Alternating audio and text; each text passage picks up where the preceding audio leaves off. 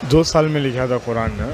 یہ امام سجاد زین العابدین بنت حسین ان کی سنت، ان کی بیوی کے لیے جو مہر انہیں نہیں ادا کر سکتے تھے وہ واسطے انہوں کیا کرے قرآن لکھو ان کی بیوی کے لیے مہر ادا کرے. اور انہوں نے فرمایا جو بھی شوہر اپنی بیوی کے لیے قرآن لکھ کو مہر ادا کرتے ہیں کل قیامت کے دن وہ 2 جنے وہ قرآن قلم لے کو اٹھیں گے کو فرمایا تھا. وہ سنیا تھا تو 2 سال میں لکھا ہم نے کیسے لکھے آپ؟ رومن انگلش میں. کتنے دن لگے آپ کو؟ 2 سال لگ گیا لکھنے میں. کیسا سوچا؟ ماڈرن دور رہے گا لیکن ہمارا جو شریعت جو دین ہے اس کے بھی پوائنٹ آف ویو ہمیں رکھنا. پہلے دور بھی ماڈرن رہے گا وہ سیکنڈ پوائنٹ آف ویو رہے گا. ہاں جی بہت پسند آیا. کیا آپ کو امید تھی کچھ ایسی؟ نہیں مجھے نہیں تھی، بٹ آنے والی زندگی میں آپ کیا کہنا چاہیں گے؟ انشاءاللہ ہم دونوں ساتھ رہیں گے، ہمارے فیملی کے ساتھ ہمیشہ خوش سنت رہیں گے. ادا کر رہے ہیں اور جو ہے جنت سے اتری ہوئی کتاب ہے.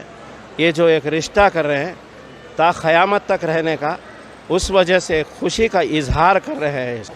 الحمدللہ داماد بھی دیندار ملے ہیں، ایسے ہی داماد ہر کسی کو ملے.